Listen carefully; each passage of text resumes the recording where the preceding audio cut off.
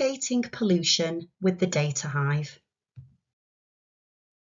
In this video, we will be looking at how the Data Hive can be used to measure pollution in water by measuring the light intensity that travels through the water.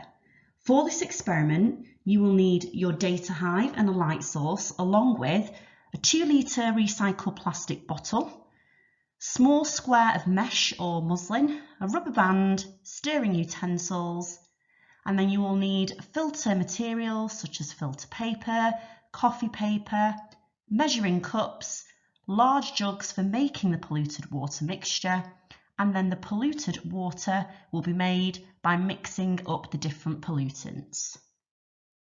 In this experiment, you can compare polluted water, filtered water, and clean water, and measure how much light reaches the Data Hive. This experiment can be used in biology, chemistry, and geography. Here we are going to start with a clean water sample. You want to secure your Data Hive behind the water sample so that you can measure the amount of light that gets through. Ensure that the light sensor is in line with your water sample. Shine a light source onto your sample and measure the light intensity. Here you can see that we had a maximum of 1,300 lux for the light intensity for clean water.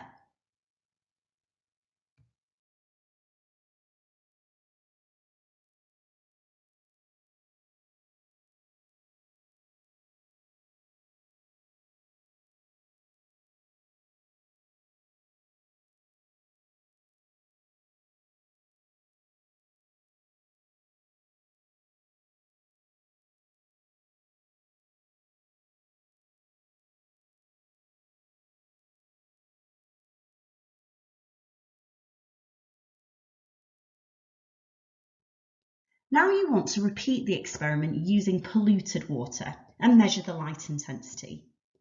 Here you can see that it now reaches just a maximum of 430 lux, so it's significantly decreased. After you've made the polluted water, get students to do a third experiment using filtered water and compare. Finally, you can investigate how the results change when you change the colour of light in the sample by using the RGB LEDs on the Data Hive. This is a great way to also incorporate some physics into the experiment. You will get live plots of all the data which you can analyse either on your device or print out for students' exercise books.